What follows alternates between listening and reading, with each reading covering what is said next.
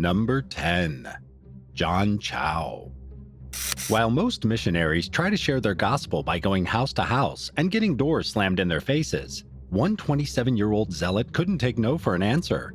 John Chau was fixated on sharing his beliefs and spreading Christianity to all corners of the world. In 2004, the Sentinelese tribe received international attention after a helicopter captured images of the never-before-seen group. The tribe had been isolated from the rest of the world for nearly 30,000 years. They don't know our languages, and they're certainly not interested in learning about our technology or religions. Whenever researchers or explorers have approached the Sentinelese in the past, they were met with barrages of arrows. So it's clear that the tribe has no intention of mingling with outsiders. Despite being warned of their hostility, Chau was determined to convert the North Sentinel Island inhabitants to his faith. It's believed that on November 15, 2018, the young man paid a couple fishermen to take him out to the island. The men brought Chau as close to land as possible, but he had to make the rest of the trip by himself on a canoe. They say that as Chau approached the shore, the tribesmen came out and fired multiple arrows in his direction. This prompted the man to flee, but apparently came back the next day. On the 16th of that month, the fishermen took Chau out once again, but this time, the Sentinelese broke the canoe into pieces. The horrified anglers could do nothing but watch as Chau was dragged into the thick jungle. Later on, the men say they saw the islanders burying the missionary's body on the beach. While many have proposed an effort to recover Chau's body, the Indian government is against it, and any and all outsiders are banned from stepping foot on North Sentinel Island. Not only would it be risky for someone to visit, but it would also put members of the tribe in danger since they likely haven't developed immunity to our common illnesses. One case of the flu could potentially wipe out the whole clan. 7 people were reportedly arrested after the incident. It was illegal for the fishermen to take Chau to the Sentinelese in the first place. A couple of the victims' friends were also taken into custody, as it's believed that they helped Chau with his mission. As sad as this case might sound, the man was warned and knew the risks involved with the Sentinelese well before reaching their shore. Number 9. Annabelle NIELSEN. A 20-year-old Mormon woman assigned to a mission in Basel, Switzerland, died while serving her church in October 2020. The Utah student, Annabelle NIELSEN, had been in the foreign country for over a year at the time of her death. She and 5 others were out on a hike one day when the girl somehow slipped and tumbled down a steep slope. The young woman pursued an education at the infamous Mormon-affiliated Brigham Young University before heading overseas. When the pandemic first spread throughout the world, many missionaries from the faith were sent back home to wait out the virus, but Annabelle was given permission to stay in Basel. According to one of her local church leaders, Roger Lyman, she spent much of her time in her apartment trying to carry out missionary work remotely. Those who knew her claim she was an incredibly sweet person who stood strong in her religion. Her family struggled deeply with the news of her passing and are trying to work through their grief. In a social media post a few months before the tragic accident, Annabelle wrote how thankful she was for her loved ones. Strangely, she said that she knows they could still be a family after death. Number 8. Dwight Henry. 48-year-old Randy Hensel and 53-year-old Harry Nichols were brutally killed on April 30, 2016. The men were in Jamaica's St. Mary's Parish on a mission trip. Their goal was to help build homes for impoverished families in the area. Hensel and Nichols were in the country with a group from Teams for Medical Missions.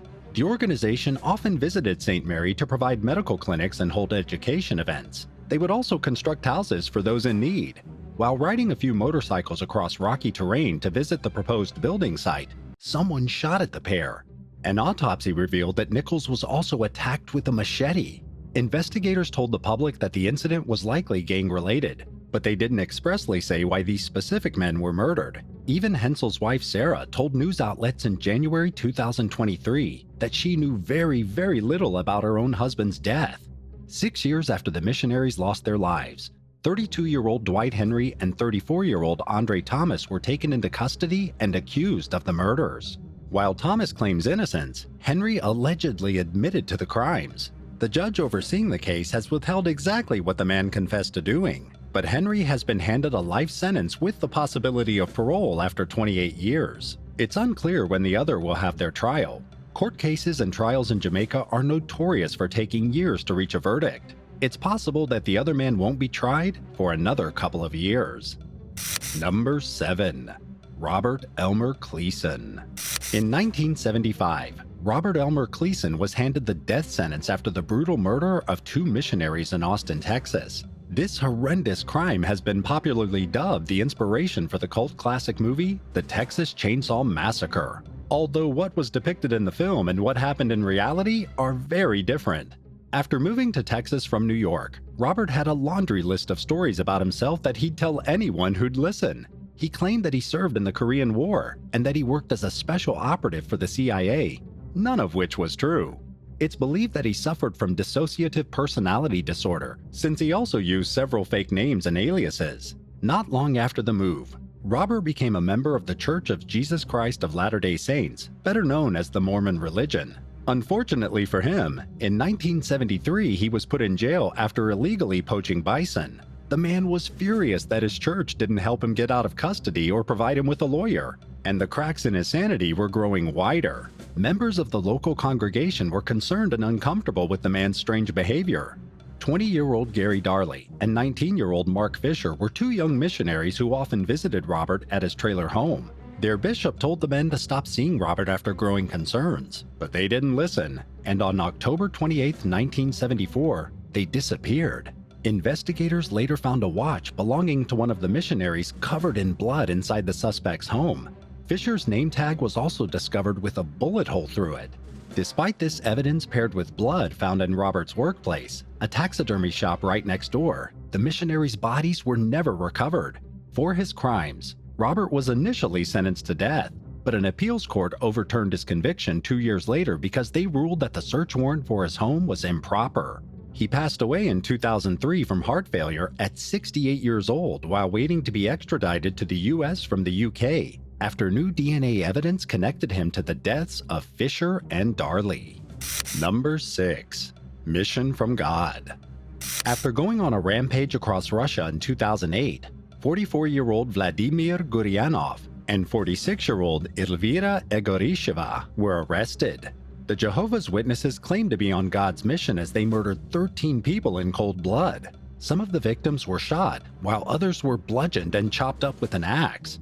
The details of the deaths were so shocking that even the toughest Russian authorities were disgusted.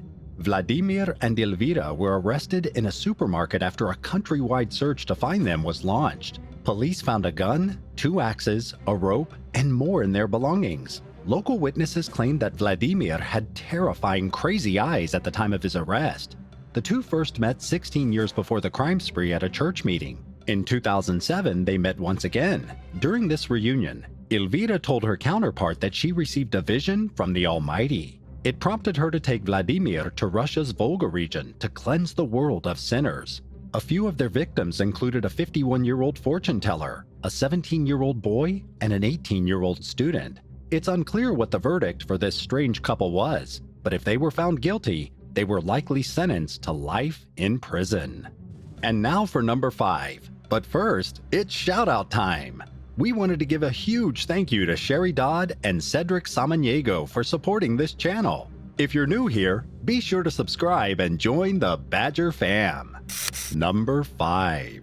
The Arnetts. Husband and wife missionary duo Randy and Kathy Arnett were serving a mission in the African Congo in 2018 when they lost their lives.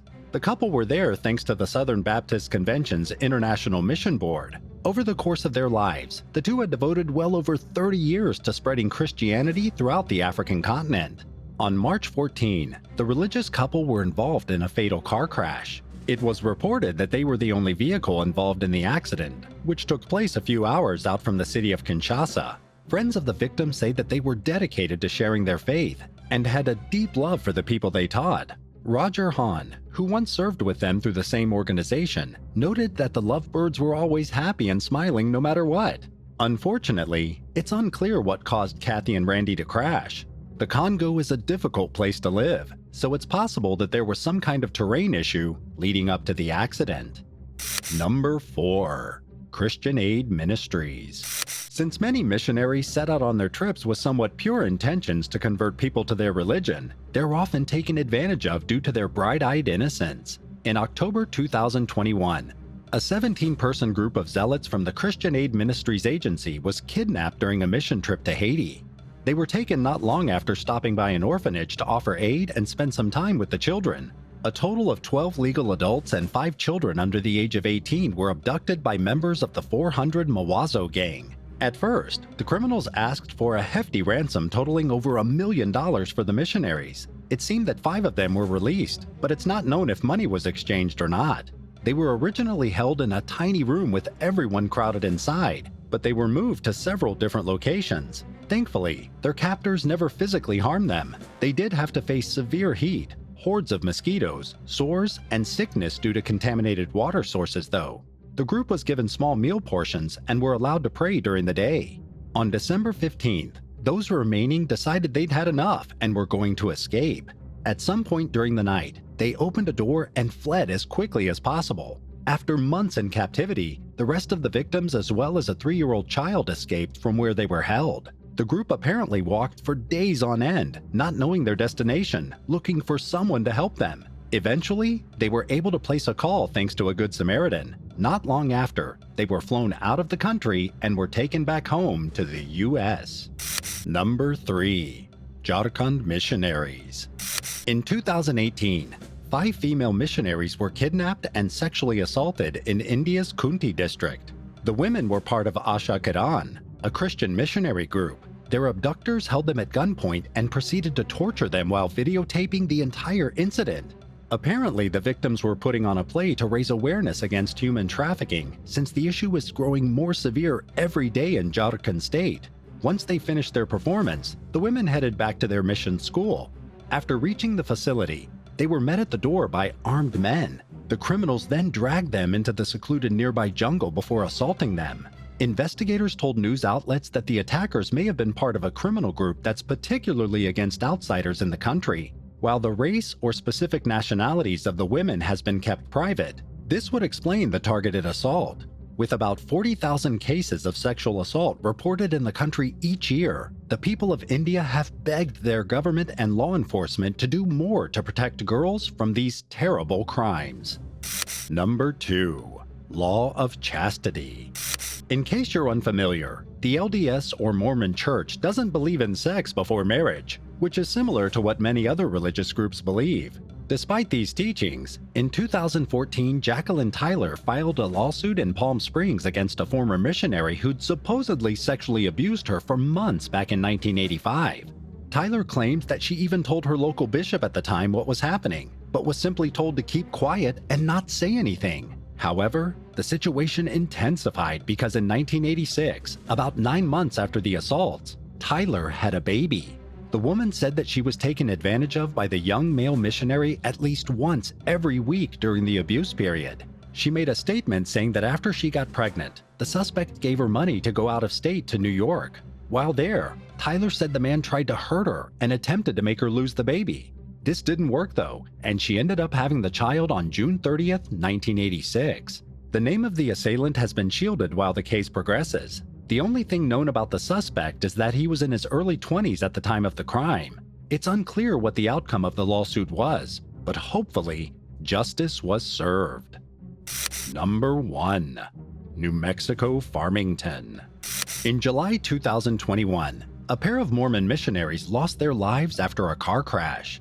20-year-old Michael Davis from Utah and 20-year-old Tyson Haycock from Montana were killed after a head-on collision. They both received severe injuries during the impact and weren't able to pull through. Most first-time missionaries from the LDS faith serve for 2 years. Davis only had a few more months remaining since he started the New Mexico mission in August 2019. His partner Haycock, on the other hand, was just a couple weeks in. There was another victim in the crash as well, a 19-year-old man from Idaho who was also in the state for religious reasons. The families of the young men were likely devastated by the news of their son's passing. Hopefully, they were comforted by the fact that their children were out doing what they truly believed in, trying to make a difference in the world. Have you ever had a strange encounter with a missionary? Let us know in the comments below, and be sure to subscribe to the channel. Thanks for watching, and we'll see you next time on Bad Badger.